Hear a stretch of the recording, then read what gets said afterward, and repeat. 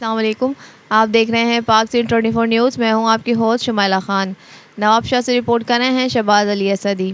पाकिस्तान के नामवर अदीब, दानिश्वर, जज, सियासतदान, समाजी रहनुमा, माहिर तालीम, निडर और बेबाक सहाफ़ी कामरेड ताज मोहम्मद अबड़ो मरहूम की 37वीं बरसी के मौके पर उनकी आखिरी आरामगाह अबू बकर कब्रिस्तान लाड़काना में मुख्तलिफ सियासी, समाजी और सहाफ़ती हलकों की जानिब से वफ़द की सूरत में गुलाब के फूल रखे गए और फातिहा ख़्वानी की गई, जबकि सिंध के मुख्तलिफ शहरों में सियासी और समाजी, अदबी और सहाफ़ती हलकों की जानिब से बरसग़ीर के अज़ीम दानिश्वर, अदीब और समाजी रहनुमा कामरेड ताज मोहम्मद अबड़ो मरहूम की बरसी की तक़रीब इंतहाई अक़ीदत और एहतराम से मनाई गई।